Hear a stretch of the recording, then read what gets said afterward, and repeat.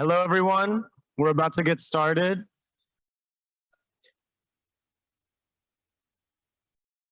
Good. Okay. Hi, my name is Thomas. I have the pleasure of welcoming you to the first panel on the second day of the 5th European Conference of the Platypus Affiliated Society.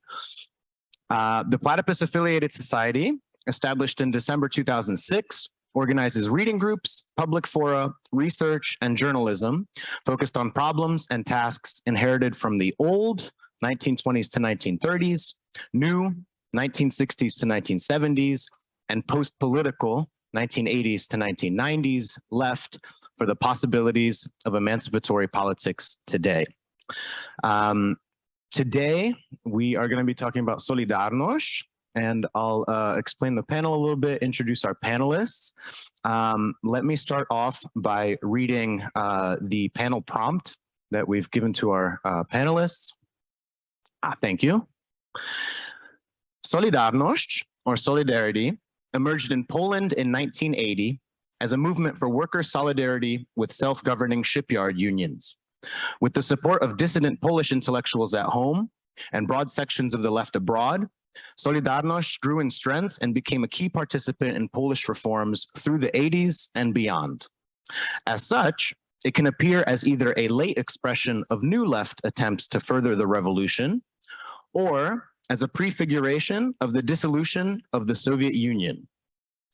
What was Solidarność and what has it become? What was the relation between dissident intellectuals and worker self-organization within Poland? How did the international left and the Polish left relate to each other? Did Solidarność's demand for the radical reform of actually existing socialism inevitably lead to neoliberalism? Now I'll introduce our panelists. First to speak will be Ákos Földesi. Ákos Földesi is a 23-year-old student of history at Eötvös Loránd University in Budapest. He is Vice Secretary of the Foreign Affairs Secretariat of the Szikra movement in Hungary and works in the Communication Committee of that movement.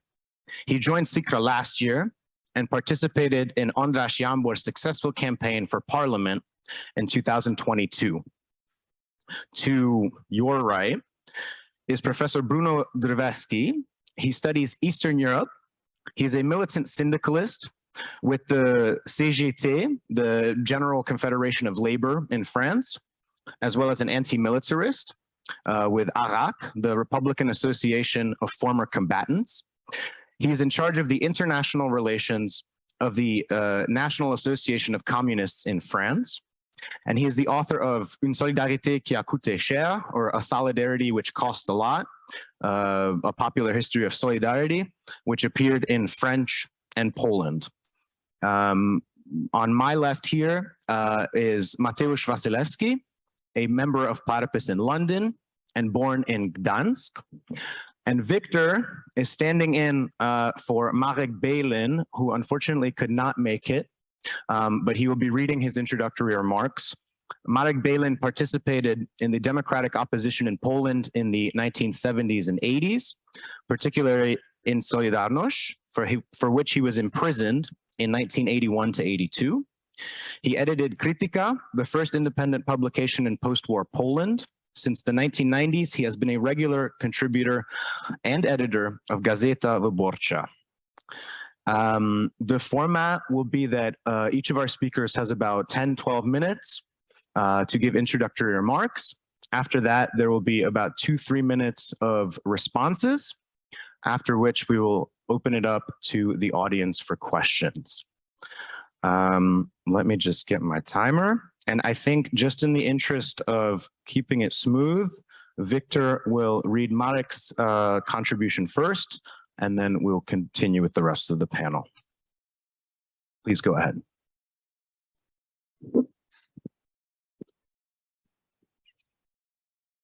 All right. So Marek really apologizes for not being able to be here. It's really like we were supposed to have him on Zoom, and even that, because of health reasons, turned out to be impossible. But he's very sorry for this, and we're planning to ask him to respond to the transcript of the panel. So ultimately, you know, the panel won't be able to start today. We'll have to wait a few months and then we'll have the full thing in a certain way. All right. So these are the remarks that he sent me. What solidarity do we need? My reflection on solidarity, which is also the name of the translation of Solidarność, right? My reflection on solidarity in the contemporary world comes at a difficult and dangerous historical moment. Climate crisis, Russia's war in Ukraine, a fuel crisis stoking up social and political woes, post-pandemic collective traumas. News of these reach us every day. This is accompanied by democracy crises and an onslaught of nationalist and populist parties springing up all over Europe and not devoid of chances of major success. How do these threats and the resulting anxieties relate to the experience of solidarity, a mass movement from over 4 decades ago? I'll try to say a few words about that, or rather, given the limited time of my presentation, to suggest a few ways of thinking of solidarity as a living resource of models of thinking and collective action, able to avert these grim trends and phenomena. Such models include, first of all, the reclaiming and redefinition of what solidarity should be in the struggle for rights, dignity, and a better future. It is a truism that solidarity was a movement of mass civil emancipation. It is less of a one, and something almost missing from the movement's written history, that the public, including workers and intellectuals, a kind of middle classes of socialism, wanted emancipation both from the power of the communist dictatorship and from the informal power of the Catholic Church. On the one hand, solidarity activists took part in religious rituals and church services, quoting almost devoutly John Paul II. But on the other, they successfully rebelled against the church's attempt to gain control of solidarity, something that the bishops and priests actively sought. He quotes, "The clergy won't have their say here," resounded, end of quote, resounded within solidarity as well as among the workers. Solidarity presented itself largely as a secular and diverse trade union and social political movement in one, leftist as much as it was ideologically unbiased. For that reason, the bishops, stunned by an emancipation so progressing, supported the nationalist Catholic current within solidarity. They had not succeeded in dominating the movement before the introduction of martial law. It was only afterwards, after the smashing of solidarity, that they prevailed with their ideology, becoming Poland's political force #1, which explains the church's sway and influence after the fall of communism. What is important for our reflections here, however, is how these civil emancipations originated and developed. Solidarity at the time was like a huge discussion club or a nationwide civil panel that challenged the classic form of political representation. In the countless meetings and rallies, the hierarchies of union authority got blurred and a sense of grassroots agency was forged, a cornerstone of civil dignity. In this sense, solidarity was indeed, arguably, a kind of alternative horizontal society, integrated precisely by a sense of solidarity. That is the idea that we all co-depend on and are co-responsible for each other. It is my belief that solidarity so understood, stemming from a sense of codependence and co-responsibility, albeit extended beyond national and continental boundaries. This is indispensable if we are to successfully tackle the climate crisis while saving democracy. After all, we can imagine climate crisis management according to the authoritarian Chinese model, which would mean replacing a climate hell with a political hell. We must therefore think of saving the climate and saving democracy as a simultaneous joint project based on solidarity. which also means based on building a horizontal society bent on grassroots civil activism and the participation of social movements and civil panels in political decisions on both the national level and the European one. Moreover, such a solidarity must encompass distant worlds. We cannot save the climate, that is, ourselves, without sharing our wealth with poorer societies unable to bear the cost of pro-climate energy transition. Solidarity, however, especially such that requires self-sacrifice with people who are geographically, culturally, or ideologically distant from us, is most difficult. How hard it is to muster is shown, for example, by the mixed response, including in various leftist circles, to Putin's war in Ukraine. He quotes, "What you want, your freedom and independence, your rights, is not so important.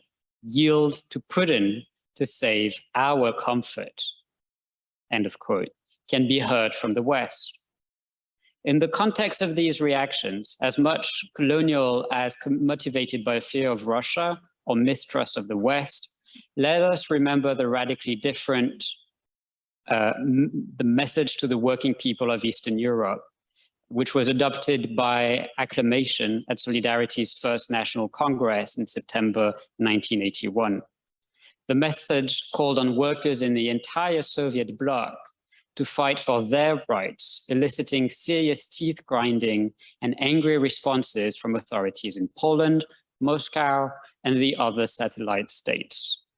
It was an expression of courageous solidarity, one overstepping immediate constraints, and therefore risky and seemingly idealistic, which makes it only clearer that we won't build the solidarity we need today without a healthy dose of risk-taking and idealism.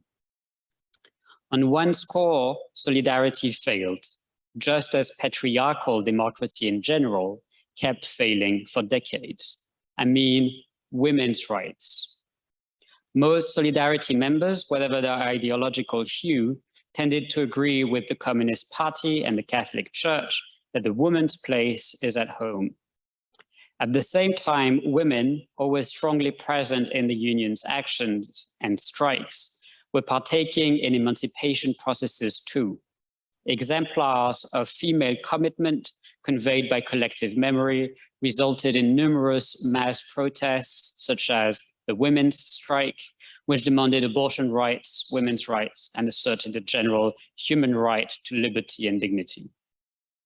These echoes of solidarity, the movement, interlocked in Poland with models of Black feminism that challenged a threefold discrimination of gender, class, and color.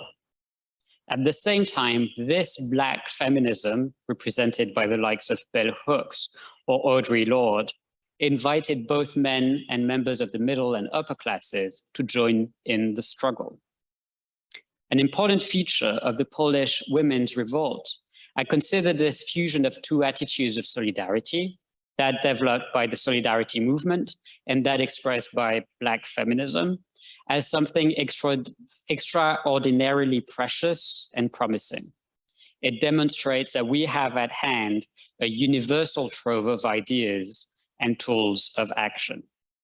These are encapsulated in the modified formula/promise of the French Revolution: liberty, equality, sisterhood.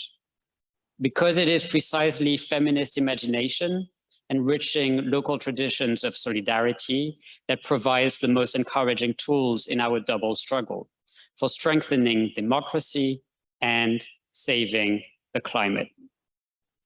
Marek Baylen. And he notes that he recently published a text called Climate, Left, Sisterhood, The Revolution Continues, as the counter-revolutions do, in Krytyka Polityczna last year. Thank you. Thank you to Marek. Absolutely. Ákos, please go ahead. Thank you. I want to take the question of Solidarność into the Hungarian perspective and the historical context.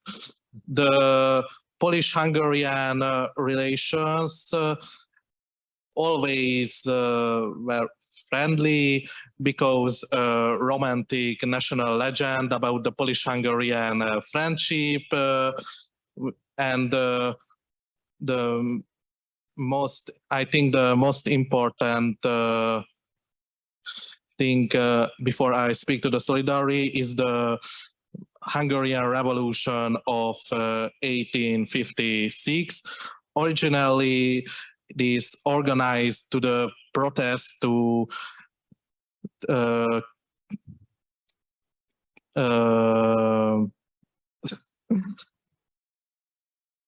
to represent solidarity with the Polish protests same times. And after the state party collapse after these events, the workers of the Hungarian factories take the chance and create the real worker self-government at the factories, because the Stalinist propaganda says you own the factory, but this means the factory not owned by the capitalist, but in the reality is owned by the Stalinist bureaucrats. The Hungarian workers' councils want to build a more socialist and democratic system than the actual existing socialism, like the Soviet Union and other Eastern Bloc countries. And after the destiny of the Hungarian Revolution was the Soviet Union is military occupation and crushed the Hungarian Revolution. And after lots of years in the 80s, the Polish socialist system was in a crisis. It's because the Polish socialism was socialist only name. The Soviet the system was very infamous from the 70s under Gomulka and Gierek, and after introduce austerity policies in the 70s, the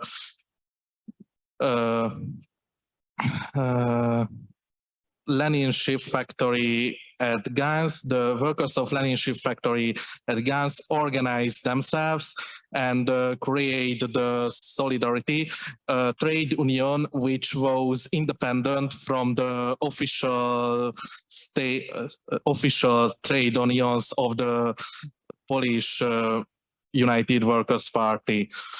And the Polish state party oppressed this independent trade union and create a political crisis in the 90s, which ended with the martial law and literally coup of General Drweski.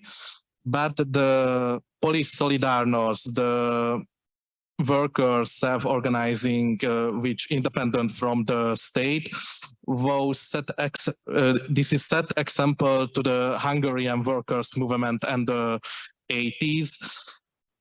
The transition from the actual existing socialism, the cadre system, to the Third Hungarian Republic, there was lots of strikes, and workers want to create a workers' council like in 56, because the privatization, they know the privatization means the factories will get by the socialist bureaucrats, not the workers, and only trade union will had success. The National Association of Worker Councils, led by Imre Palković, he organized the workers of the porcelain manufacturing company of Herend, and they had success. They created a system. The 20–50% of the company owned by the workers by the company, and the 25% of the company owned by the states for today. But this trade union is looks example to the Polish Solidarność, but the Workers' Council is define themselves as a Christian Democrat trade union, and they culturally very conservative. But in Eastern Europe is a trend, because the Hungarian ruling party, the Fidesz, is started as a liberal feminist party, and now they literally a fascist party against the women's rights, the LGBTQ rights, and created a neoliberal political system. But the semi-periphery authoritarian capitalist system like Hungary and Poland are similar, and my movement, the Szikra movement, we thinking about the semi-periphery movements of the left, make a closer alliance with same parties like Razem, for example, and we work because we can make common sense easily than the Western leftist parties. Thank you.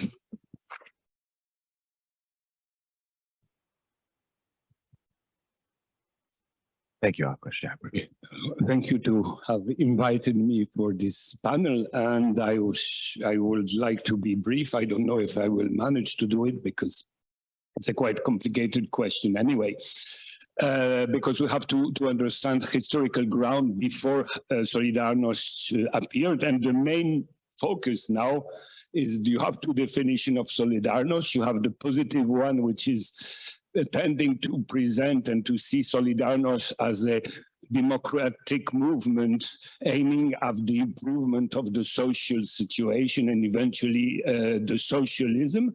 And you have the other interpretation that Solidarność was at the origin of what is called now the colored revolution. It means the manipulation of people's feeling against working class.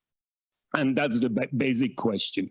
So if we want to understand what was Solidarność, first we have to understand what was the so-called People's or Socialist Poland. It means it was originally a very backward country with little islands of industry in a country which was mostly rural and peasant. And it means, and it has, of course, very important consequences during the so-called socialist time, because the big majority of the Polish people and of the new workers were not coming from the former working class from the pre-war period with its socialist or communist traditions, but the majority of the new working class were coming from peasants. And what was the ideology of peasants? It was the ideology of a little owner. Their ideal was realized in 1944 when the communists gave them land, but shortly after they began to be industrialized, and their ideal was that the little ownership was the ideal society, not socialism, not capitalism, but little ownership. And it's very important to understand the culture of the new working class during socialism, and especially during Polish socialism. The other important social groups that will be very influential at that time will be the so-called intelligentsia. And in fact, in the pre-war period, it was called the liberal intelligentsia, liberal in the center-left meaning. It means an intellectual layer which was competing with church to be at the head of the national identity. So at the end of the war, they were rather leftist and they were on the side of communists against the church.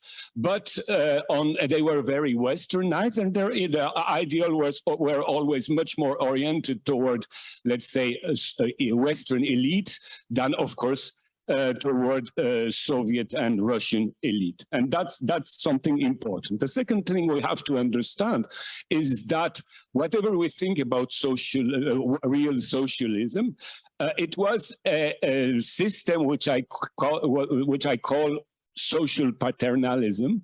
It means something like a post-feudal socialism, socialism in this sense that there was the promotion of lower classes, that's for sure. But on the other side, there was this feudal thinking that the people has to be protected.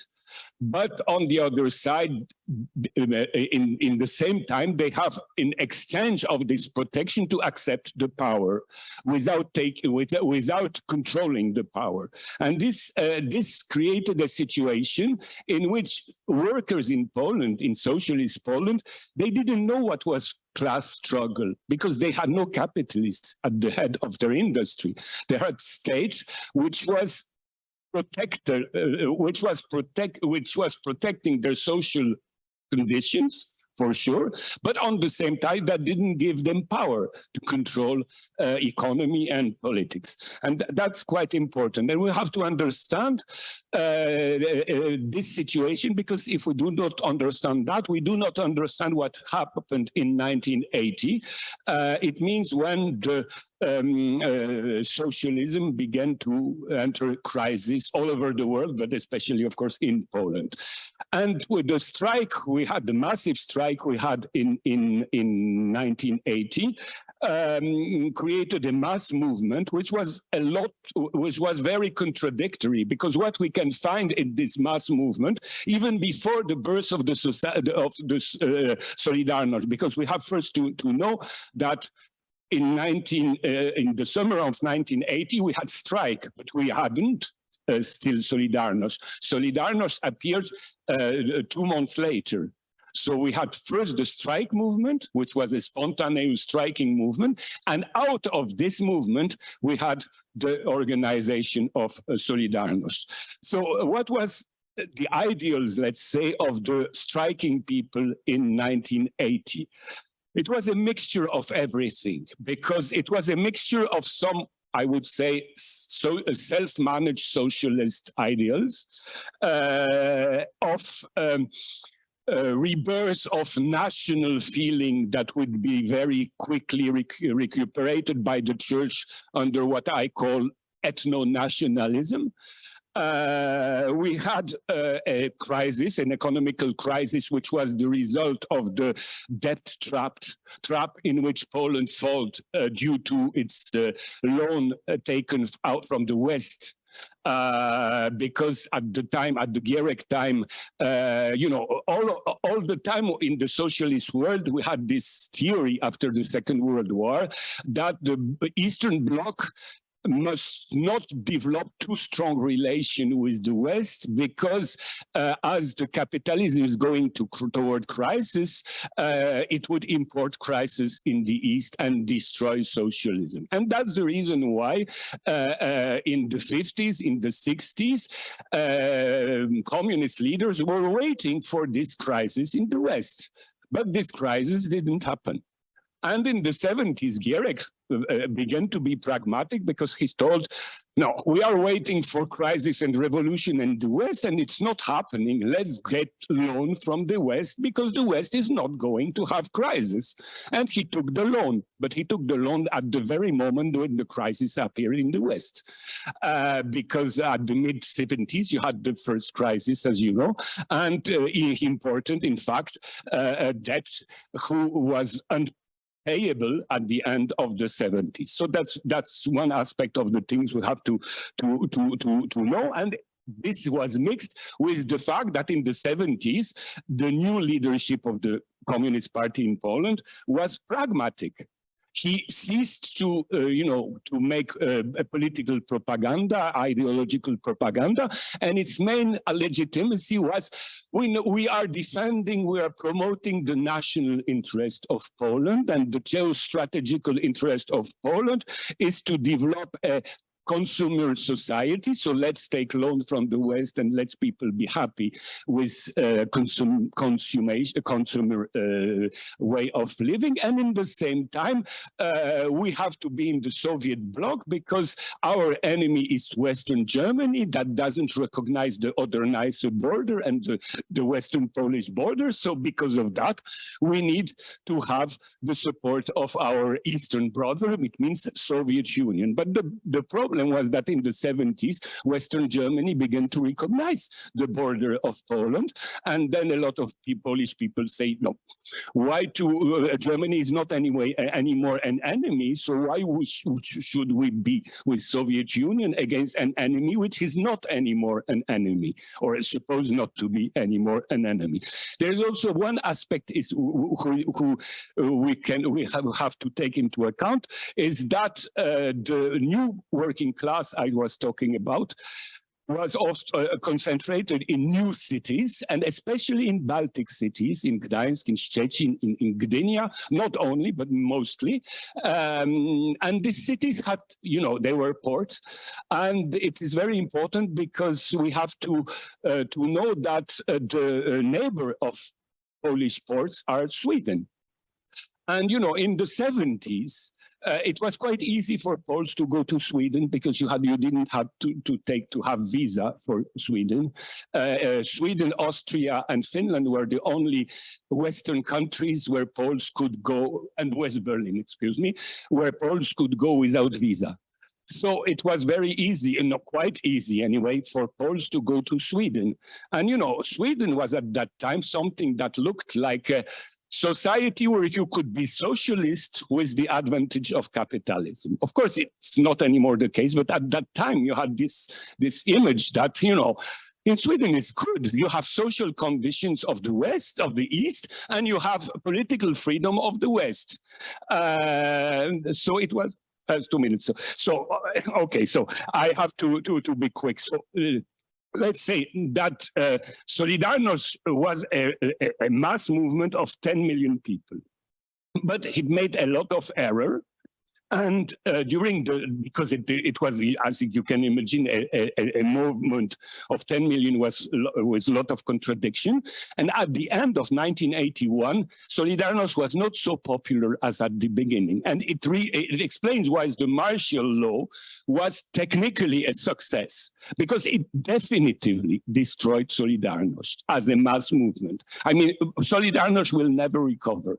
And I will give you some data you will understand.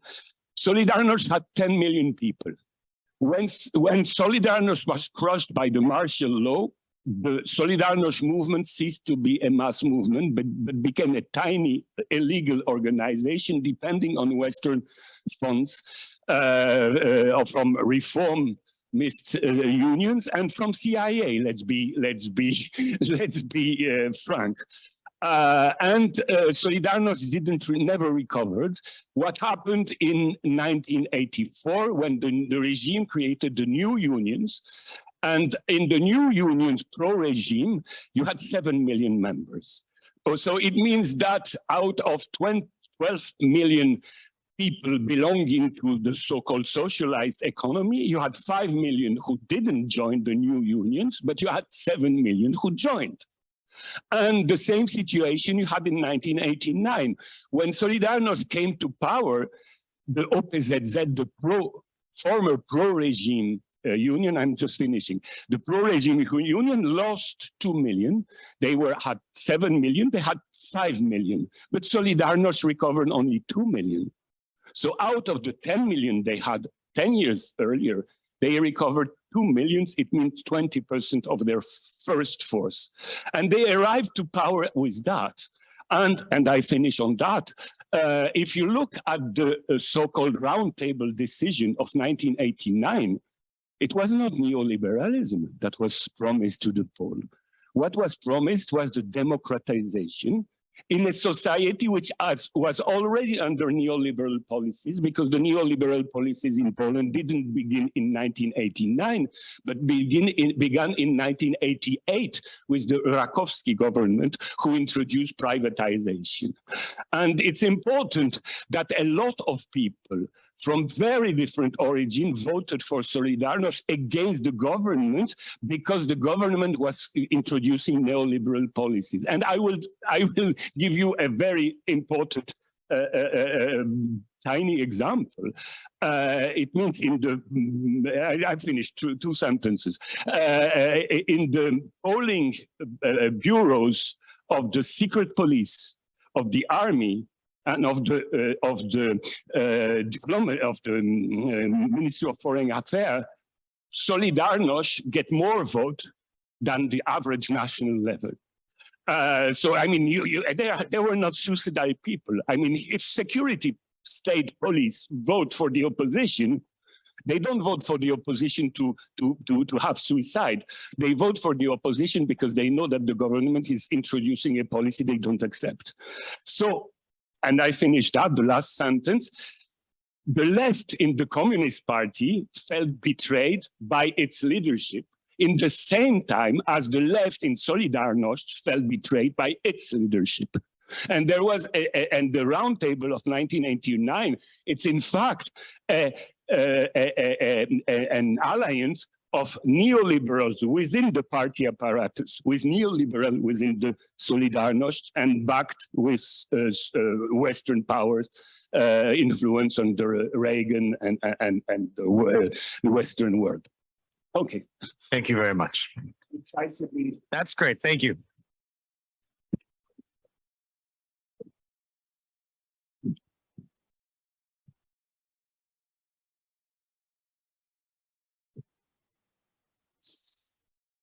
Can you hear me?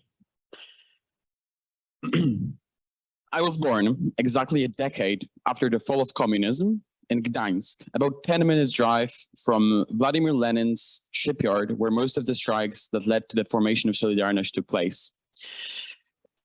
At my school lessons, we will learn about Solidarność. There was about ending communism and bringing about Polish independence from the USSR, but also about democracy, patriotism, and the blessings of free market, about popes and Catholic Church's crucial role in bringing about democracy.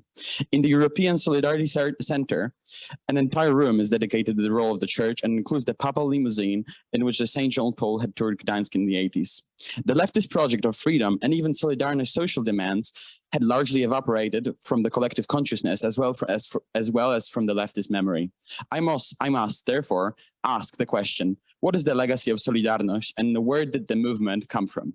The fact that Poland produced Rosa Luxemburg was no accident. The Polish Communist Party had 70 years of history of proletarian struggle under its belt when it was finally dissolved by Stalin in 1938, with most of its leadership perishing in the Moscow trials. The Polish United Workers' Party, in power since the end of the war, had no continuity with pre-war tradition. However, the intellectual fathers of Solidarność traced their intellectual and often familiar roots to the pre-war old left and remained critical of and in opposition to the Stalinized Polish United Workers' Party, still from Marxist position. The clearest expression of this came in 1964 with publication by two young Marxist academics, Modzelewski and Kuroń, of the open letter to the party. In the letter, they accused the official Communist Party of becoming an ossified organ of petty bourgeois careerism, well integrated into the global capitalist system. They had registered and recognized Stalinist nationalism as a tool for safeguarding the sclerotic bureaucracy and maintaining social order. However, they stopped short of openly opposing socialism in one country. Oh, sorry. Thank you. However, they stopped short of openly opposing socialism in one country doctrine. They articulated the need to, once again, divorce the party from the state and to introduce a multi-party system. Kuroń and Modzelewski were expelled from the party and handed prison sentences. No reform took place. In 1968, a wave of student protests and subsequent anti-Semitic purges in the party and in the universities had driven many intellectuals, including Kołakowski, who we read in Platypus, abroad. At the same time, the Prague Spring had raised hopes of liberalization and of reform of the Polish Communist Party from within. These hopes were quickly crushed by the Soviet tanks that rolled into Prague to restore order. The final nail to the coffin of hopes to reform the party was the brutal crackdown on protests of shipyard workers in 1970. In 1971, in the thesis on hopelessness, Kołakowski pronounced reformism dead. For the new left opposition, it became increasingly clear that any possibility of dissident politics in a socialist country in the late 1970s was limited by the risk of Soviet intervention, like in Budapest in 56 and Prague 68, had it been too successful. But on the other hand, it was in the interest of all sides, of the Communist Party, of the opposition, and of Moscow, to avoid such an invasion, for the political cost for Moscow would be immense, and the catastrophe for the Communist Party and opposition alike. What was the opposition to do? In 76, Adam Michnik, who was arguably the most prominent of intellectual figures of the opposition at that time, wrote an essay, New Evolutionism. It repeated Kuroń's theses about the party's scleroticism and remained within the national framework of possible action, but retained none of his optimism. The only thing Michnik could hope for was a gradual democratization and liberalization. Evolution is possible, but has its limits. As the opposition thought, it has to tread carefully in the twilight zone between radical reforms and Soviet intervention.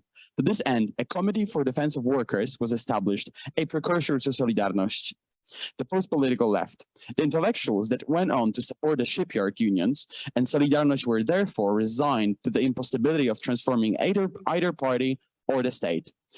They presented their focus on civil society as explicitly anti-political. Yet it was clear that, in a politically repressive context, such self-organization of society would eventually require political reforms, such as the recognition of freedom of speech and of collective organization.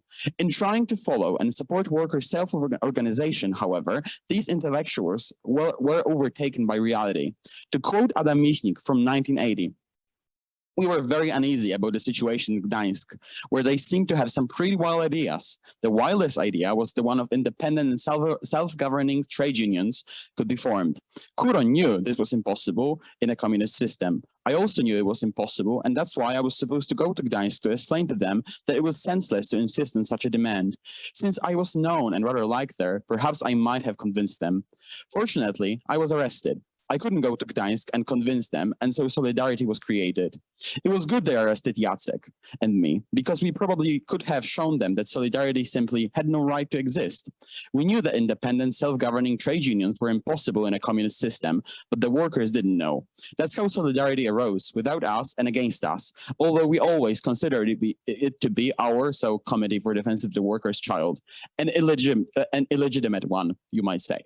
In other words, it was ironically the workers and the state that forced the intellectuals to politicize. The bloodbath from 1970 had led to the eventual downfall and disgrace of the leadership of the Communist Party. This time, the fear was of a mass strike wave. The Polish Communist Party was afraid to bring out the army to the streets and yielded, allowing independent self-governing trade unions, much to the disbelief of Michnik and the anti-political opposition. The aftermath. Over the next decade, Solidarność, despite the setback of martial law from 81 to 83, had grown powerful enough for it to finally force the party and the much weaker USSR to back down and share power in free elections. The Western left, for the most part, had supported Solidarność throughout the 80s, just as they supported Khomeini against the Shah, and as they supported Mujahedin resistance to the Soviet intervention in Afghanistan. It is worth remembering the slogans, now forgotten in embarrassment. 10 million Polish workers can be wrong, and Allahu Akbar. The left failed to recognize the conservatism manifesting before their eyes, the right that they themselves joined. On the other hand, in 81, the Spartacist League had called Solidarność the company unions for CIA and bankers that could lead to nothing but capitalist restoration in Eastern Europe. Despite sparse hope, no Trotsky split had emerged and no restitution of the tradition of Luxembourg took place. Marxism was, it seems, and as Michnik wrote in 76, a dead word devoid of any meaning and revolutionary potential. Solidarność, nor any other party, nor organization in Eastern Bloc, nor elsewhere for that matter, was capable of producing new politics. Unsurprisingly, the politics of anti-politics proved unusually unusually prone to historical inertia. The country was quickly brought into the orbit of capitalist system. It is remarkable how press coverage of the working class that striked in the shipyards of Gdańsk changed between 89 and 91. The heroic workers that fought for democracy quickly became homo sovieticus, shipyard drunks, and ill-adjusted relics of a previous era, struggling to cope with the new reality. Solidarności's third way, neither Washington nor Moscow, clearly failed. And there aren't many reasons for optimism about permanently open democracy, another slogan of the era. History does not seem to have ended as it did in 91. But was the opposition of the late 60s correct in recognizing that the Polish Communist Party was unredeemable, just as the Soviet Union was? For some, such as David Oss, a historian of the era, intellectuals betray workers by not implementing Solidarność demands after democratization, but instead promoting neoliberalism. For many contemporary Polish leftists, other conservative forces emerged after the fall of the USSR that had to be attacked before those reforms could be considered. The church, right-wing nationalist, and generally conservative and illiberal Polish people. For the Sparts, both of these are premised that on there being no potential for an emancipatory transformation of the USSR in the 80s, and the failure to achieve Solidarność reforms could, in retrospect, prove them right. Restitution of Luxembourg tradition remains to be seen. Thank you.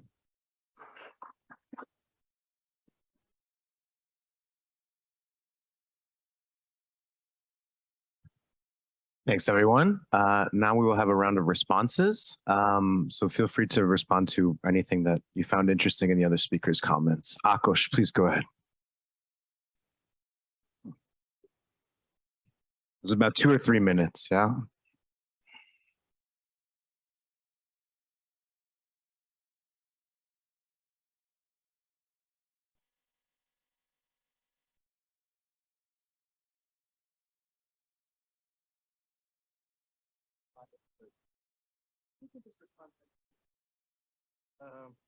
So you mentioned Solidarność was sponsored by the CIA. Yeah. Oh, yeah. I mean, now we have documents. We didn't have that time, but we have also testimony of former CIA leaders who recognize that they financed Solidarność. So the question is how many, and it appears also in Poland because, as you know, in Poland, Solidarność people, at least the elite of Solidarność, took power after 1989, but very quickly they began to quarrel each other. And when they begin to quarrel, they said, "Oh, you took the money from the CIA. We should have." And you know, and in this fight, we learned a lot about the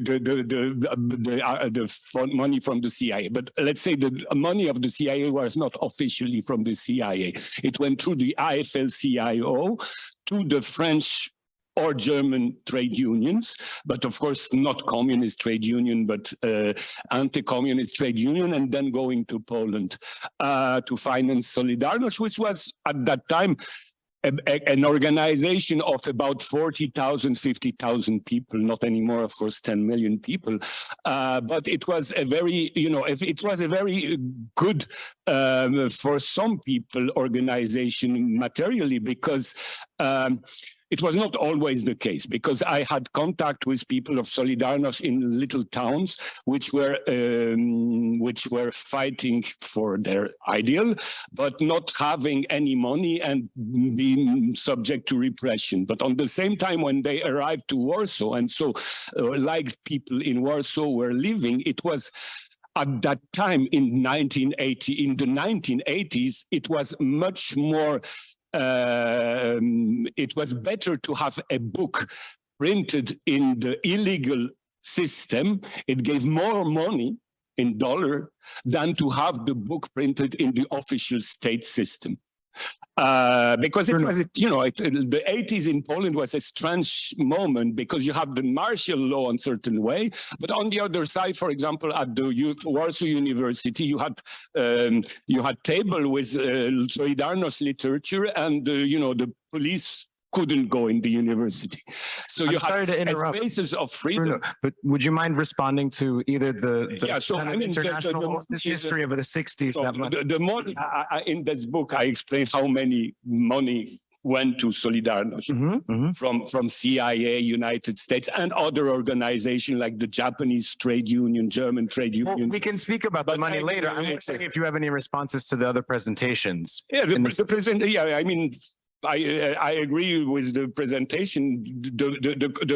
The question now is that we have to deconstruct Solidarność. We have the official story of Solidarność. We have different official story of Solidarność, the liberal one, the nationalistic one, and the leftist one. But all these stories are to a certain extent mythical, and we have to, you know, to work now to analyze the evolution of the social base of Solidarność, which was not the same in 1980, in 1982, in 1989, and of course now. Thank you. Would you like to add anything, or do you want to pass to Mateusz? Okay, go ahead. All right, so just let me say one sentence on the CIA question. I'm not sure if Solidarność was funded by CIA, sports believe that, but I'm sure that Lenin going to Russia in 1917 was funded by the German state. And yet Lenin acted as an agent of history and definitely furthered struggle for global socialism. So I think this question is maybe it was, right? But it's kind of irrelevant to the role it played. I mean, not really relevant, but I think it's a distraction when we're trying to assess whether Solidarność had any kind of potential for emancipatory politics and bringing about socialism. And you know, I think just listening to what you were saying, on the first note, it seems like, you know, this leftist history and the leftist legacy for struggle for freedom had been dissolved today after 30 years in a very vague notion of what solidarity means and how we need to use it to further diversity, equality, and inclusion efforts and fight climate change. On the one hand, and secondly, so this is the first of all, like, I think this is exactly how this political and leftist legacy is quite lost on us. And secondly, you know, I mean, defending and saying that actually it was really Solidarność was really, what came to power was really in cooperation with the government and was already a neoliberal agent, kind of implies that there was potential in the Communist Party in the 80s to redeem itself and to actually, you know, further socialism. And there was an opportunity that was missed. Yeah. Great, thanks you. Sort of going along on this line, I think there's we good? About this potential, speaking about this potential, I wanted to bring up Richard's second question here, which is what was the nature of these uprisings actually? So Hungary 56 was mentioned, Prague 68 was mentioned, and Solidarność is obviously the focus of the panel. But I think it would be a mistake to just simply say that the USSR was assumed to be something to be fought against. I think the stakes of what the opposition was about has to be clarified. And one way of doing that would be what Richard asked, which is, how should we understand real existing socialism? Was it a form of state capitalism? Was it a deformed worker state? Was it a new abortive form of class society, perhaps bureaucratic collectivism, which are all different leftist ways of grasping this phenomenon of the Soviet Union?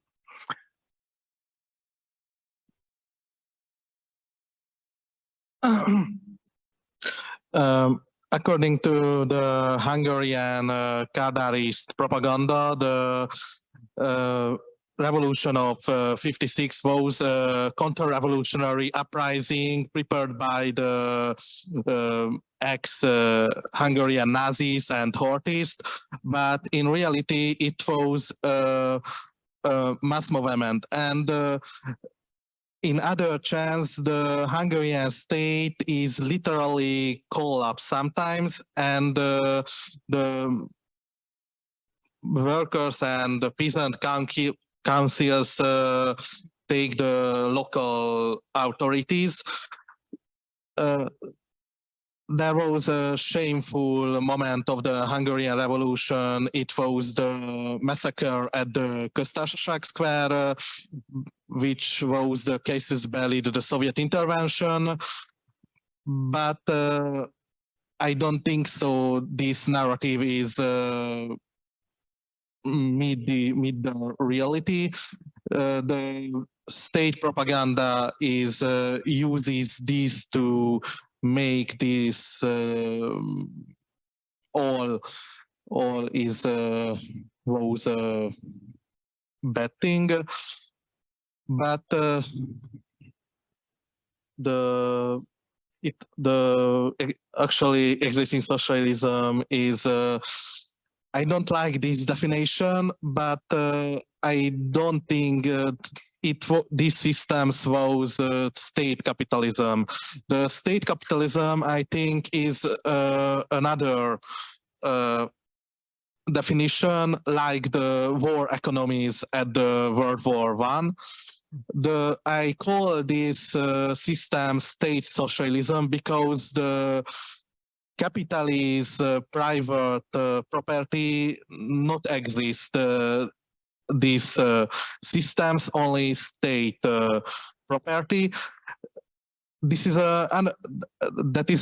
another question: how the capitalist accumulation is exist these systems, but I think the state capitalism definition is not the best of the systems, and most of the system from the 60s have the signs of the welfare state, and this is why the most of people of Eastern Europe thinks these systems was better after the social catastrophe, the transitions. Thank you, Bruno. Yes, the question, what was real socialism, is a very important question, and it has not really been solved by the left up to today.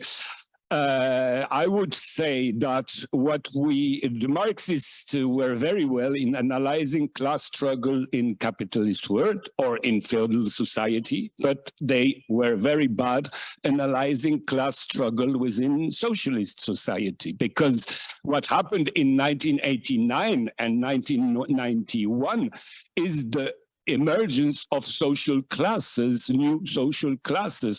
But these social classes were produced during the socialist times. They didn't burst suddenly when Gorbachev appeared, or when you had this 1989 tangent in the East. They were earlier. So we have to analyze the social and the class structure of the socialist world, and it was not done. First of all, what is important for me is that the Hannah Arendt literature about totalitarianism is very bad concerning the East. Why? Because it created the myth that the Eastern society was totalitarian and monolithic. And they were not monolithic. They were maybe authoritarian, that's right, but they were not monolithic. And the party was not monolithic. The party was an organization in which you had the class struggles. and in which you had different competition of different tendencies representing different interests. And of course, it was not viewed as in parliamentary democracies, but it was the situation. And we have to understand who represent what. When I said that at the end of the Poland 80s in Poland, the left was betrayed inside the Communist Party, it is very, very observable when you see what was the position of the leader of the pro-regime OPZZ, Miodowicz, who was really betrayed by the Prime Minister Rakowski, who was making a privatization. So you had a fight within the party because both were members of the political bureau, and the left who was against the left of the party who was against privatization did lose before the arrival to the power of Solidarność. But you had the same thing in the Solidarność. But in Solidarność, in fact, the left was defeated in 1981.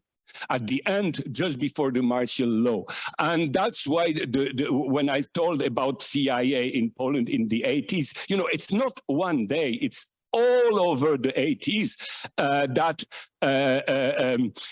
you know, the elite, the intellectual elite of Solidarność were received regularly in the West. They were trained in the West. They were prepared by the neoliberal ideology. In the same time, the average Solidarność member was still in the idea of better socialism, that could be a social, self-managed socialism or something like a Swedish-like socialism. But the higher level of Solidarność were already neoliberal. If you read the literature at that time, you see that inside Solidarność, you had also a class struggle as you had in the party. And I will finish on that. First of all, we have to know that Eastern European countries like Poland, but not only, with the exception of Czechia, Budapest, I would not say all Hungary, but at least Budapest and East Germany were backward countries. So there were what we could say something like a third world countries in Europe. And that's why what we had during real socialism, it was a mixture of feudalism, primitive capitalism, and socialism. Feudalism, because the society were educated at the beginning of the socialist era with the habit of what it means, so feudalism. It's more or less the Lord gives you protection, and because of this protection, you should submit to the power. And of course, socialism realized the same thing, but in a better way, because it didn't give only protection against war, but it gave also protection against social uncertainties and so on. So it was an improvement, and on that field, it was a socialism. But it was also a primitive capitalism because they had to build productive forces, and they did it on the capitalist way with Fordism and so on, because they had no imagination. You know, socialism was an ideology developed in advanced industrial countries. But in the Eastern Europe, you had to build working class, you had to build industry.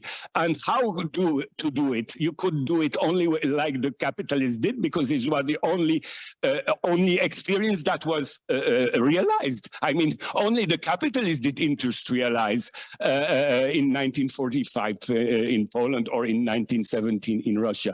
So I mean, you had to use the idea that was you have to use the industrialization way the capitalists had. So it was a mixture. It was not a state socialism. It was not a state capitalism. It was, I call it post-feudal primitive capitalist socialism. It was all that in the same system. But first of all, you have to understand real socialism was not a monolithical system. It was a system with strong class contradictions. Mateusz, did you want to say anything? I think Ákos said on this question. You okay? Good. I actually wanted to use my executive privilege here to channel actually what Marek sort of contributed at the beginning. One thing I noticed was that this recommendation that Solidarność be used as a model for politics today, I noticed that the question of the party is entirely absent, I think, from what he sees as the contribution that Solidarność can make to politics today. Meaning this horizontalism, the Black feminism, intersectionalism that came out of it is in many ways an anti-Marxist position. And I wanted to kind of dig into that insofar as what was Solidarności's critique of the Soviet Union and specifically the party, because there was this question of reformism or revolution, right? Of like what to do actually with the bureaucracy within Poland, within Moscow as well. But the party question, I think, could be elucidated.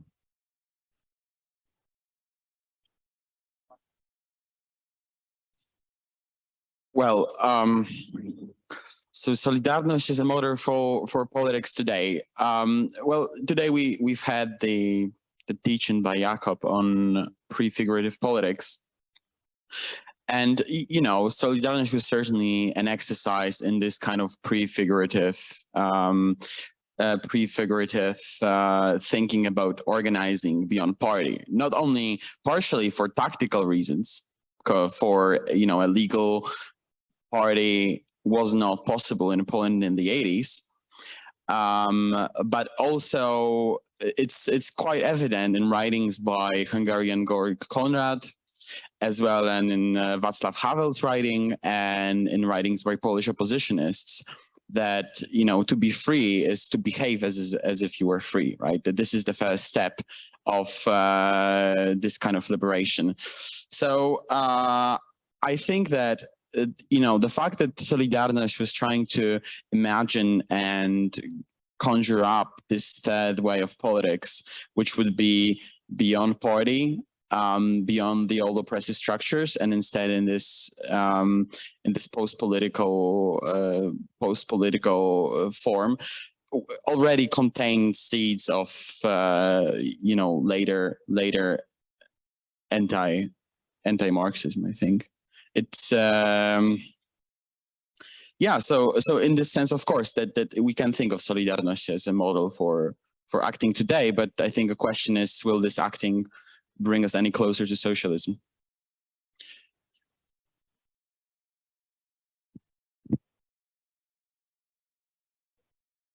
Yeah, I think that the question, the basic question is that we have to work about, because we have a lot of myths, and we have, you know, as Marxists, we have to work not on myths, we have to work on real social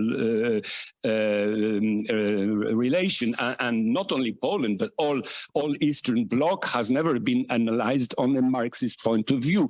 The critics of Soviet Union and real socialism were rather moral critics, that Soviet Union is a dictatorship, you have no freedom, and so on and so on. Of course, it's partly true, but it's not the basic question. The question was, who was in power in Soviet Union in the 20s, in the 30s, in the 50s, in the 60s, and why they gave birth to a bourgeoisie? Because after all, if Soviet Union was destroyed, and Poland and Hungary and GDR and so on, it's because there was a bourgeoisie in Eastern Europe. So when this bourgeoisie appear and why this bourgeoisie appear, and of course everybody who knows how the life was in the Eastern Europe before 1989 knows that the Western liberal ideology was there very strong, and was especially very strong within the party. I mean, when you were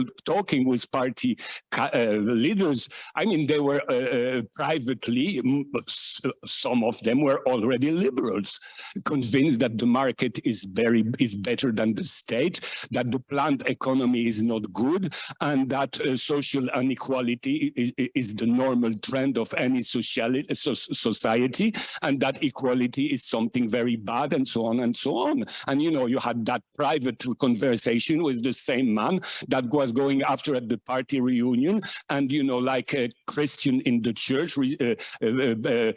taking, you know, a Christian slogan and going out of the church doing the exact contrary of what he's telling at the mass. And in a certain sense, the party was a new church in which you had some rituals to practice, and you didn't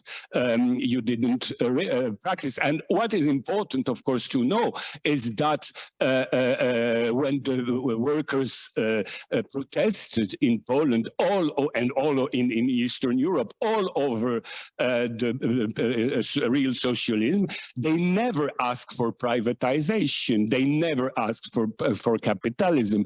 You know, you have the Pope's image on the Lenin shipyard, which went all over the world because the media, the Western media, like that. But you don't have the slogan "Ops," which was socialism, yes, deformation in English, deformation, not. That didn't went to the Western medias. Thank you. Go ahead. Oh, I'm sorry. Yeah, go, please. Do you have anything to say? Yeah.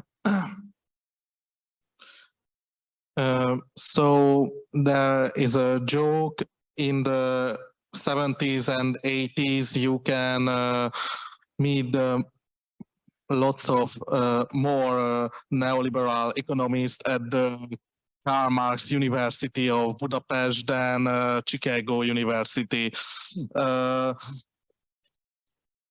This is another topic, but the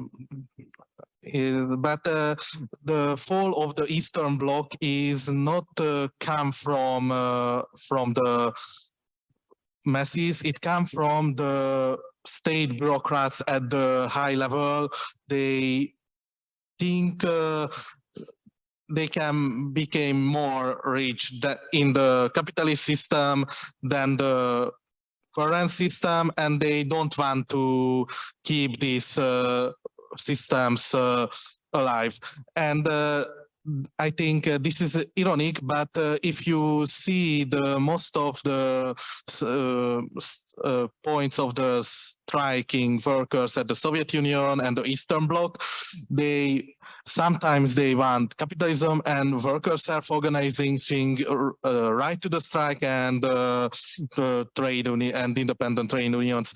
They want nearly socialist things, but because the ruling cultural hegemony, which says this system is the socialism, and the people think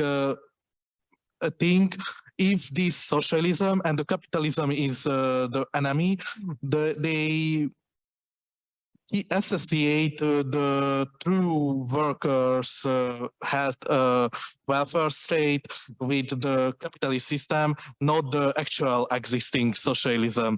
And this is because these definitions of this era is a very chaos in some people head, but to the point, the most of the workers of the Solidarność and all of the Eastern Europe want literally a socialist system, but without the bureaucracy and the authoritarianism of the state socialist one-party state of the Eastern blocs.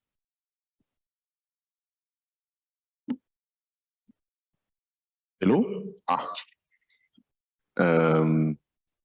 I have a few small questions directed at each of you.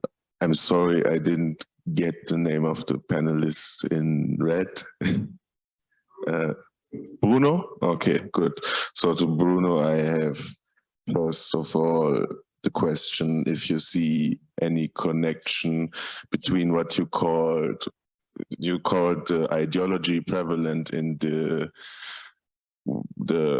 peasants who become workers through the industrialization after the Second World War. You called it like what they wanted was little ownership, you know.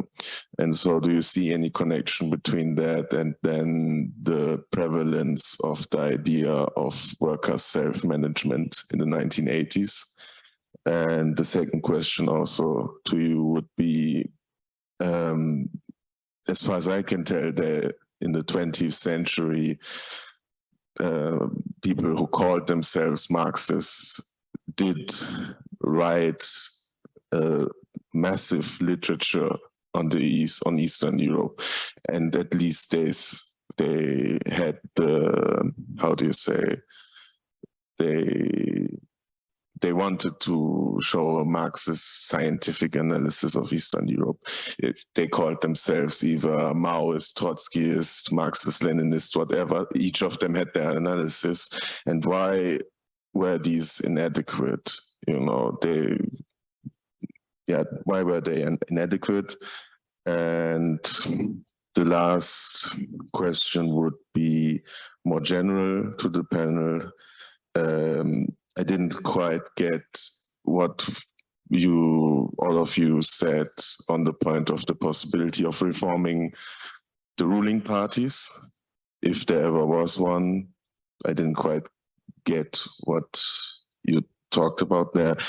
And in that sense also what was missing in 1989 in Eastern Europe, because at least it was said, for example, that in Hungary we now have a fascist party in power. At least that was what was said on the panel. So how did we get there? What failures of the left maybe led there? I don't know, just some thoughts I would like to hear. Yeah.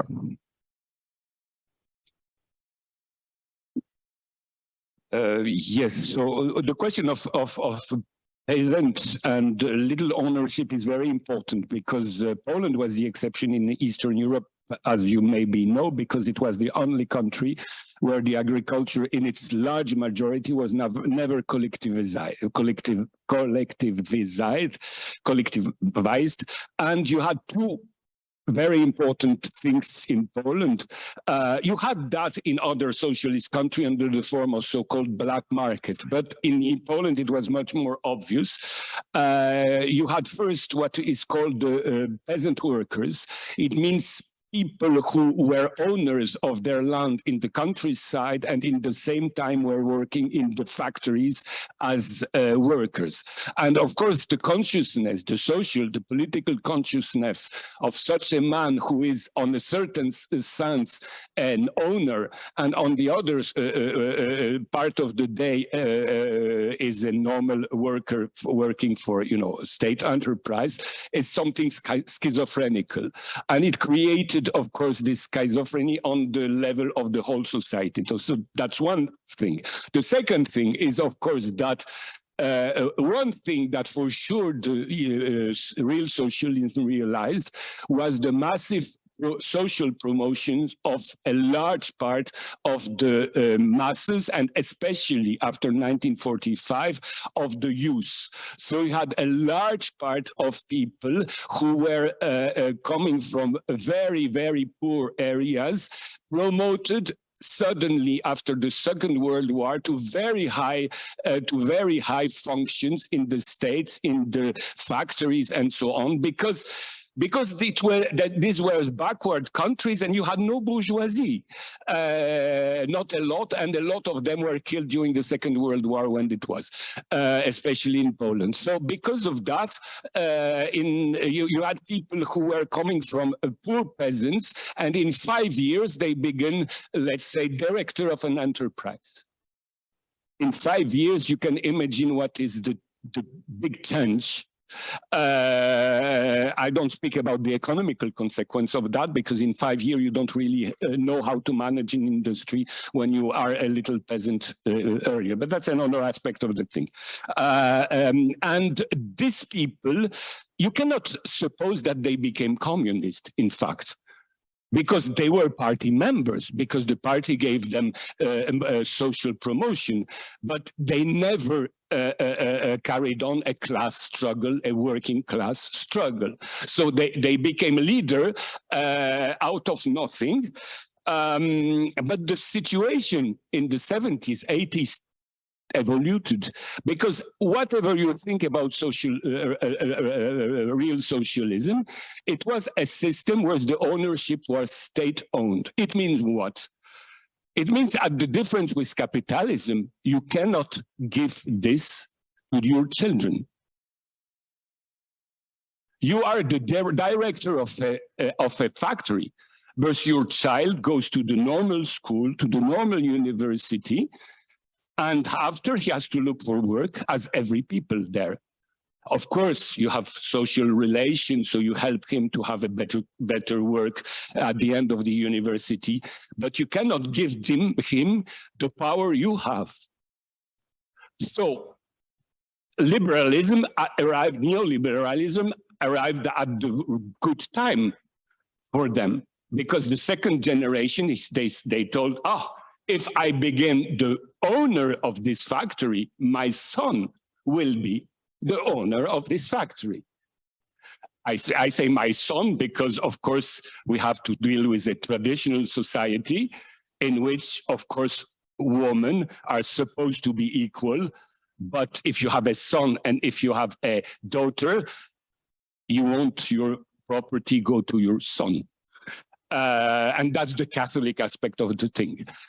You have to also to take into account. So it's very important to understand that that the heritage situation in Eastern Europe was not a capitalist one, and it pushed elite toward capitalism to create the reproduction of the class structure. And that's an aspect that you talked about, Marxist literature, and that's the problem. I mean, whatever you think about religion, I think that Marxists analyzing Eastern Europe did not behave as scientific socialists, they behave as religious men. Is it the heaven society or is it the devil society? Is Soviet Union the paradise or is Soviet Union hell?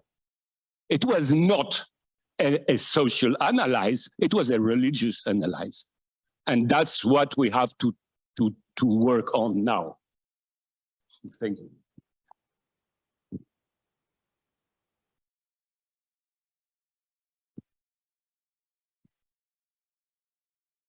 There was the party question as well, and then the reversal that's happened since '89, specifically about the fascist parties coming into power. But go ahead. So go. Okay. So I'll respond to the party question. In '68, Kołakowski had pronounced clinical death of Marxism in Eastern Europe, Marxism revisionism, and it was echoed throughout the '70s, where it seemed like it's just a dead word, which, as Bruno said, is just a way for petit bourgeois peasant to advance up the ranks and become a factory director, and it didn't mean anything. However, there were hopes within those intellectual circles of reforming the party and actually doing that in the '60s, but it seems like all of the dissidents had abandoned those ideas in the '70s. So, speaking of reforming the party in the '80s, I think they had very good reasons to believe that it's irreformable. But on the other hand, now you, Bruno, are saying that there was a class struggle within the party. There was left wing of the party and there was the right wing of the party. And, it's really interesting to me hearing about the struggles in the '80s. What could the leftist outcome of that be? What would happen if the left wing of the Communist Party had won in that moment? And what was the possibility of doing that. Because I think if there was no left wing of the party, if there was genuinely no possibility of reforming it and of redeeming it, to say it once again, then, you know, maybe Solidarność did serve as Nietzsche said, you know, if something is falling, give it a push, and maybe Solidarność gave a push to unfixable Communist Party of Poland and subsequently Soviet Union.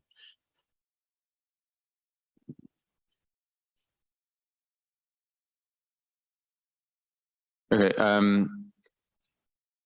First, just a kind of observation, which is a disagreement between Bruno and Mateusz, kind of about the earlier history of Polish socialism and communism. Mateusz seemed to, or Bruno, you seem to, your social analysis, right, of Eastern Europe, which you condemn other Marxists for lacking, seems to affirm what happened as the only possibility. And I think what Mateusz kind of alluded to was the earlier history of Marxism and socialism in Russia and Eastern Europe, where they didn't think that that was an insuperable obstacle to having proletarian-led revolutions in Russia, in Poland, and then through the rest of Europe. So were they just like completely wrong? So I wanted to kind of highlight that difference between you. I don't think you agree there.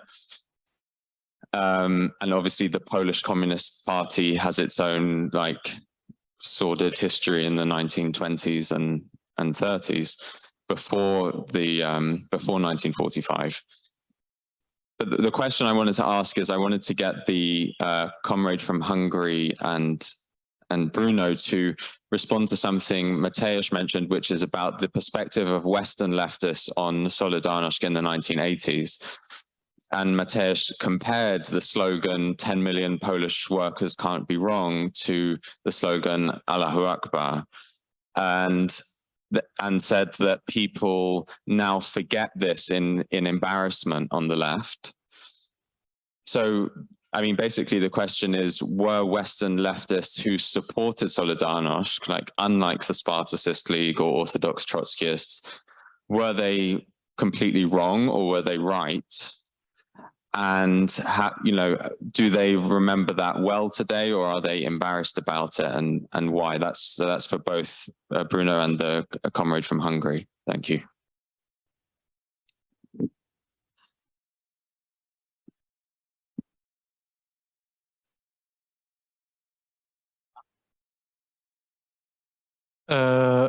So it was do you asking it was a problem the Western left support the Solidarność? I don't think so. I think is the solidarity. I think this is the foundation of the real solidarity. If you support the class struggle of the working class for the rights and to another country. I know the Western leftists can be looked to the inside to these countries, the local systems and so on, who have working in this movement. And but I think if you leftists, you must support workers self-organizing and trade unions and strike if it's created the opposite for a so-called socialist state. But so I think they did well, but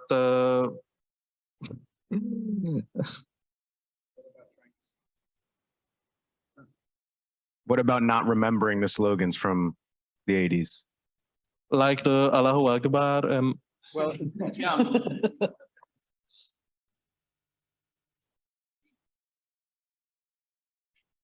or Iran? Afghanistan is questions like Afghanistan is a very complicated question because the Soviet Union came here as imperialist power to resources and so on. So Afghanistan, like other countries in Eastern Europe, the socialist system is created from the up of the low, and this system was very weak because this, and I think it was sometimes rightfully the locals have a people's resistance to oppose this.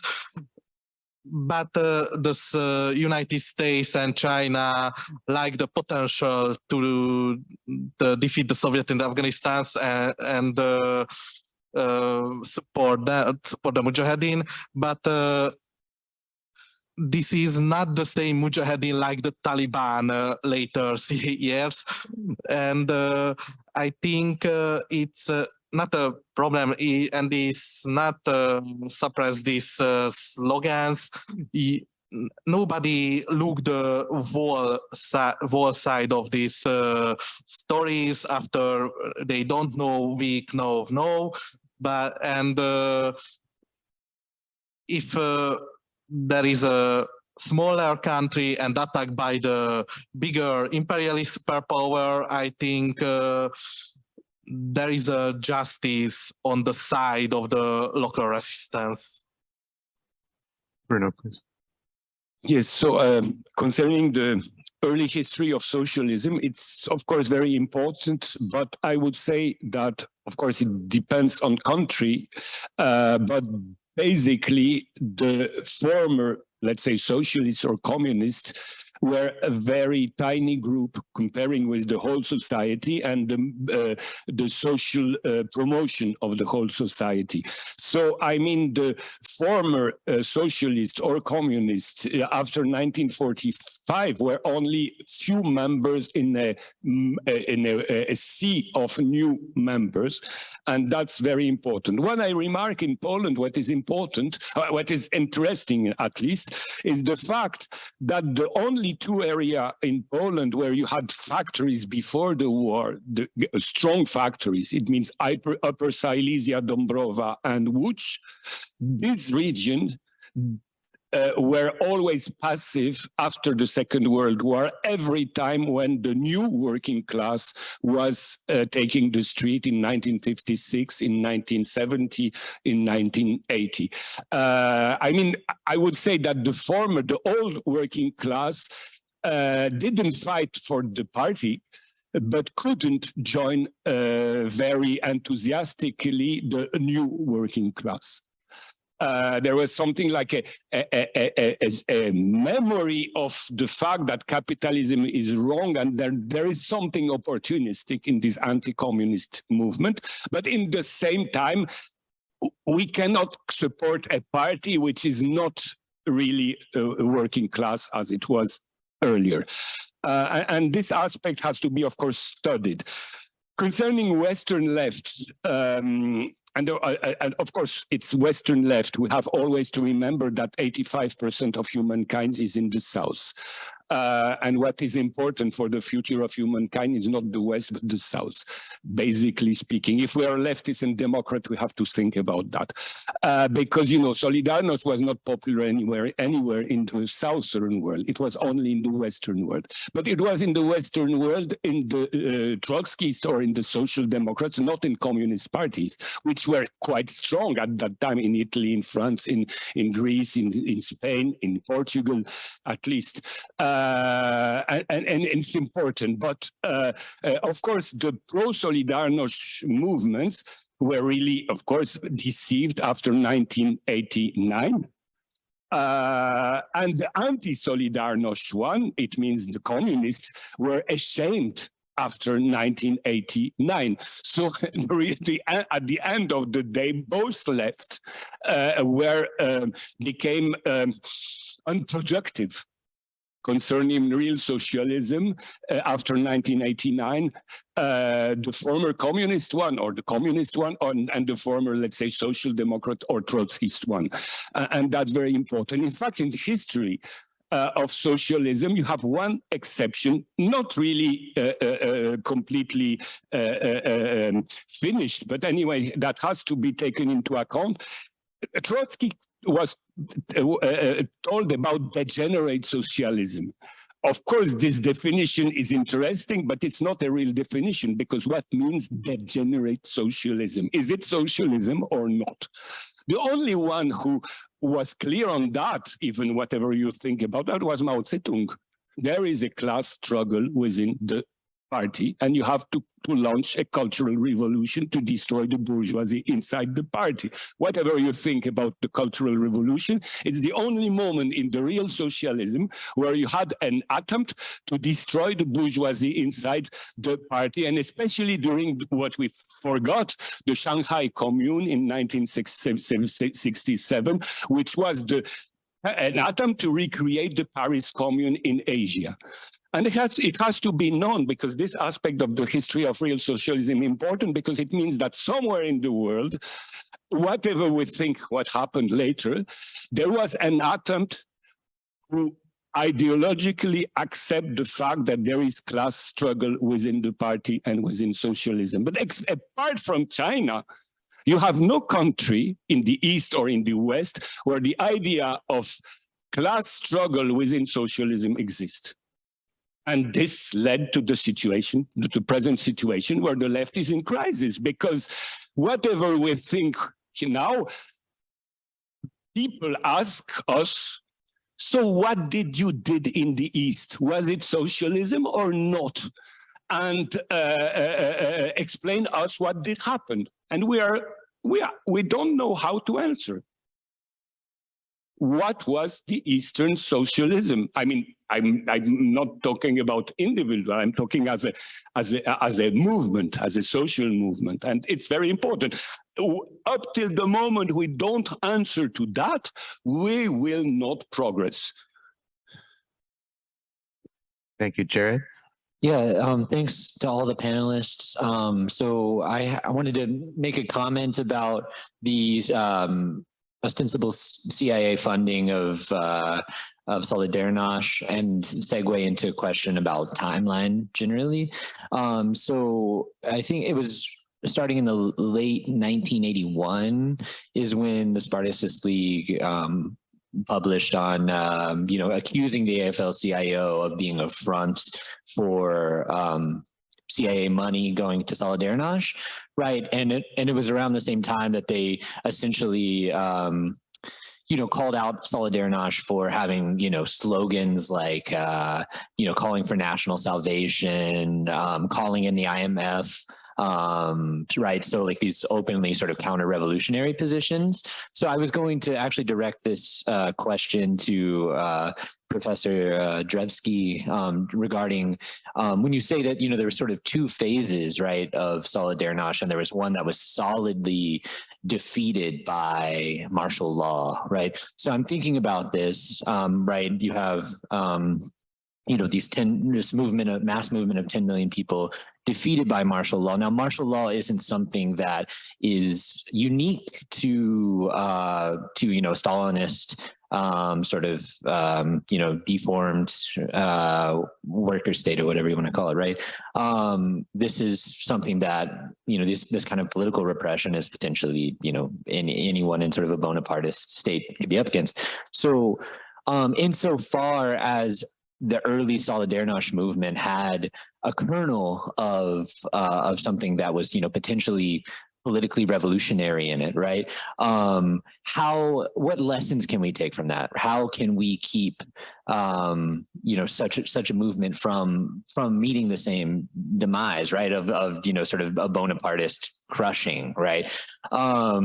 And I wanted to ask, sort of programmatic questions, like, so what, are there analogies that we can draw between, early Solidarność, in your view, and say 1956 in Hungary, right? Where you have this, as was predicted by the left opposition, right? Like you have this bureaucracy in Hungary, right, in the Communist Party that essentially splits, right? And you have sort of this realization, right, this contradictory position that the bureaucracy has, where they realize on one hand, we are, we are existentially bound to this worker state, right? Like we derive our privileges and everything from the existence of these collectivized property forms within Hungary, right? On the other hand, there's a potential of retaining privileges once the counter-revolution comes, right? So with the transition to capitalism, the bureaucracy, as we saw with the collapse of the Soviet Union, right, can transition seamlessly often into, if they don't get killed in the process, right, they can transition seamlessly into oligarchy or whatever, right? And so I'm wondering, yeah, and then I guess so are there analogies to draw there with Hungary 56? And I guess the follow-up question is, there's been very interesting conversation about the bureaucracy within the communist parties in general, right? So we've had the conversation, Professor Drweski was talking about how, these are not monolithic parties, right? That actually there are factions, right? There are different sort of ideological positions. There's fights that are going on, right? And that to me really seems like what really the Cultural Revolution was about, right? It wasn't so much, in my understanding, it wasn't so much about, just basically a class struggle within the Chinese party, so much as it was an inner bureaucratic fight, right? To see which section of the bureaucracy was going to essentially politically control the Chinese worker state, right? Sorry, yeah. So, I mean, to me, it seems that, to what extent do we need an internationalist perspective? To what extent do we need, political seizure of power by the working class? And to what extent is this applicable in regarding the worker state of China today? That's it. Yes, a lot of questions, but anyway, I will stress on some elements only. When I talk about the CIA funding, of course, the money is important, but it's not the most important. The most important is that when you receive months after months money and training, at the very end, you begin to submit to the cultural hegemony of the one who is training you. And the training is maybe more important than the money you receive. And that's quite important. And I think concretely in Poland, you had the so-called intellectual advisors of Solidarność. And, it became a caste that controlled illegal Solidarność after the martial law. And this caste managed to take power or to control power after 1989, and they were already neoliberal at that time. And they knew that the people of Poland was not neoliberal at that time. And you have a very interesting interview that was done in the leftist Polish newspaper Sztandar Młodych after the beginning of the reforms. Just after the beginning of the reforms, the journalist, she's leftist, asked Balcerowicz, who was the finance minister providing this shock therapy, and she asked him, what will you do if at the end of your shock therapy, the people don't accept this? And he answered, the shock therapy is made to be so quick that when people will realize that they are in capitalism, there will be no comeback possible. That was written in the September 1989. And it's very important because it shows you how these elites were knowing the situation. They knew people were not in favor of capitalism, and they had to operate very quickly to introduce capitalism. But it means that they were already neoliberals. and they were planning what they were realizing. So that's one aspect of the thing. The second aspect of the thing, of course, I'm not a supporter. I'm not at all a supporter of Jaruzelski. For different reasons, not only the martial law, but a lot of other reasons, and much more for me important than the martial law. But anyway, we have to acknowledge that the martial law was popular. And up to today, when you ask people in polls if they think the martial law was a right decision, they say yes in majority. Because the martial law, of course, for them, it was the risk of Soviet invasion, but also that Solidarność was on their eyes for the majority of the population anyway. It was a deceiving organization at the end of 1981. It was not the situation of the beginning of that year, because you had 1 year when you could observe what the leader of Solidarność did. So Solidarność in the underground managed to preserve some popular support, but a minority of the society did support Solidarność. As I told you, out of 12 million working class, you had 5 million who didn't join the new pro-regime trade unions, but you had 7 million, so the majority, who joined them in 1984. I mean, I know Solidarność at that time said people are forced to join the union, but if they were forced to join these unions, pro-government unions, you would have 12 million members, not 7 million, because you had 5 million who didn't join. So we have to think that, and when I tell that the left in the party was betrayed, you had Miodowicz, who was the leader of the OPZZ, who was openly fighting against privatization of the Rakowski government. And, you know, he fought as he could, but he did lose within the party, but he fought. And after the regime change, most leaders of the party were well introduced to the new regime, but Miodowicz became alcoholic.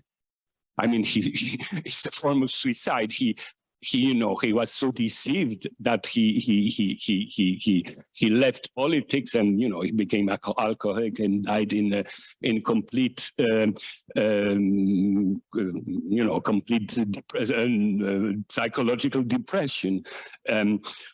In the interest of time, maybe. So concerning inter-bureaucratic fighting, it's important, but I think China is, I just want, it's a little bit more complicated, because if it was only inter-bureaucratic fights, you could have purges like in Soviet Union and Stalin time. You had something else. You had also a bottom-up movement in China that created the Shanghai Commune. I mean, the security, state security and the army could manage the situation in 1966 as it was done earlier in China, as it was done in Soviet Union. So it's a little bit more complicated, I think. Thank you, Victor.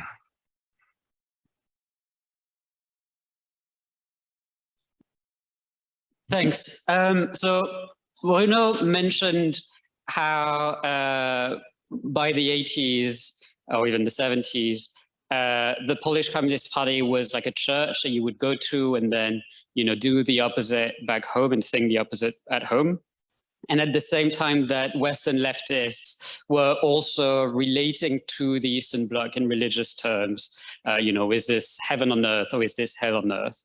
That diagnostic that Marxism specifically both theoretically and in its institutions was a form of religion, was one carried very strongly by Leszek Kolakowski, right?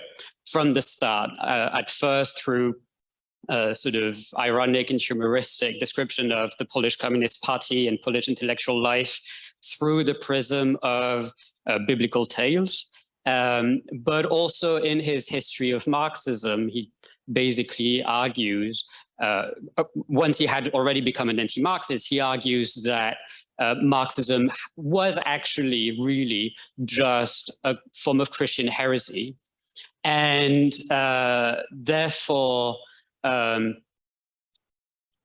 that leaves us with sort of two options. One would be to sort of to join the real religion, which perhaps is Catholicism or something like this, or to recognize in Solidarność sort of democratic, rational, profoundly social, revolutionary opposition to the dogma of both the Catholic Church and that of the Communist Party, that is that of Marxism, and of the sort of democratic impulse and its anti-dogmatism as being the solution or the only progressive way in all of this. And this is what I take to be Marek Baylen's statement, right? That really the ideals of the French Revolution live on not in Marxism, but in the sort of popular movements like Solidarność, but also like the women's marches against the prohibition of abortion and so on. My question to you is, and to all panelists really, is what makes you think that Marxism is not a dogmatic religion? What makes you think that behind its appearance of being materialist, it's not actually a form just of heretic Christianity, and that non-dogmatic, liberal or radically democratic movements like Solidarność actually should be the inspiration for politics and for solidarity going forward, without needing the working class or all of these sort of Marxist slogans. Thank you. On that note, this will be the final round of responses. We do have to start a panel at the next panel at some point. So please try to wrap up your general thoughts. I will answer rapidly. General thought about Marx. I think, and I'm not the only one, that the problem of Marxism was that quite a lot of Marxism didn't accept the fact that Marxism came out of Judeo-Christian tradition of Messianism. We have to accept that. It's the heritage of that, but we have to accept that rationally, not mystically or let's say religiously. The problem is that the human that took the power in Eastern Europe were brought up by 2,000 years of Messianism, of Christianity, and maybe 10 years or 12 years or 20 years of scientific socialism. So that's a thing we have to think about that.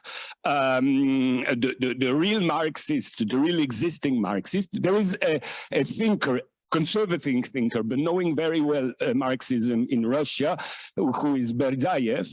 And Berdayev analyzed, and he's right, even if we don't agree with him on other things. When he says that the mass of the peasant of Russia, when they went on the side of the Bolshevik during the Civil War, they went on the side of Bolshevik not because they read Marx, because they didn't, but because they saw in the Bolshevik the realization of justice promised by the Christ. Whatever you think, it's the fact. And it's in the name of that they burned churches, because churches were betrayed the Christ. And the Soviet atheism was an iconoclastic rebellion for a mass of people in Soviet Union, an iconoclastic rebellion within the Christianity, in their mind. And this is accepted officially by the Communist Party of the Russian Federation today, who is both Christian and Marxist in the same time. You agree or not with them, but I just inform you about that. But the very difference, and I finish on that, is that if we are Marxist, we are rational. And we have to analyze class situation, class struggle. If we analyze class situation, then we will not be back to create a church. But because the church creates hierarchy, but class struggle abolish hierarchy. So we have just to scientifically analyze class situation, class struggle, class structure, and so on. Just.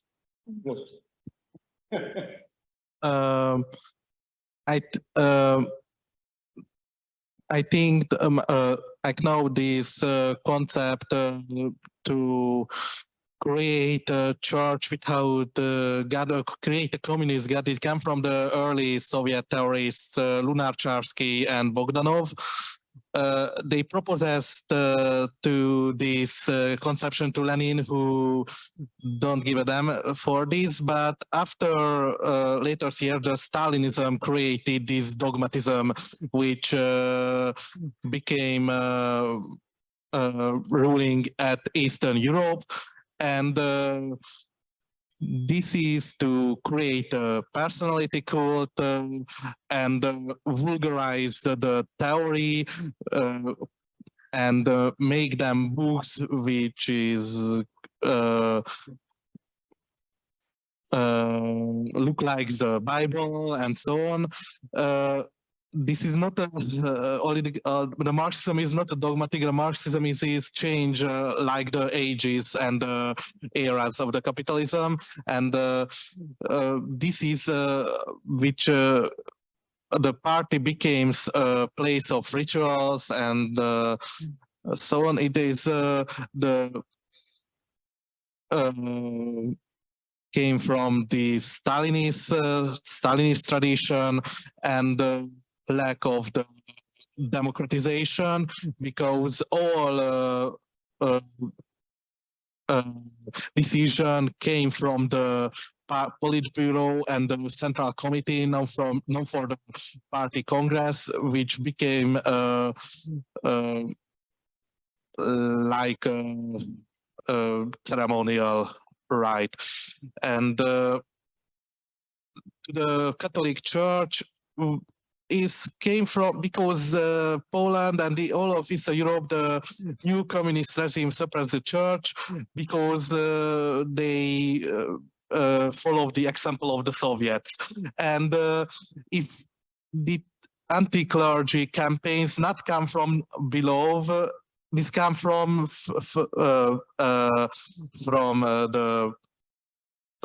the top, and if you suppress something, it became the symbol of the resistance. And for the Polish, they have suppressed by the Russian for centuries, and these times the Catholic Church become a resistance, like the state socialist regime in the 20th century. Thank you.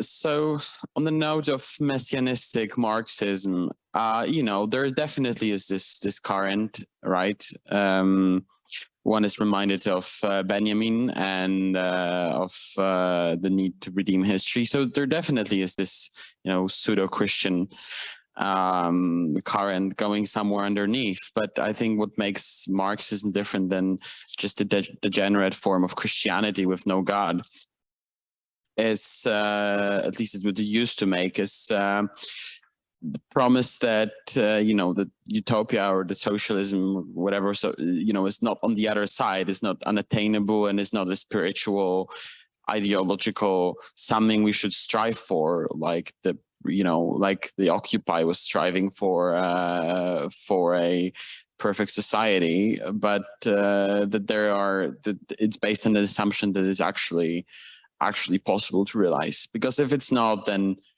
Marxism becomes just I think, degenerate Christianity. Now maybe that's a stretch, but if it's not, then it's. Thank you. On that note,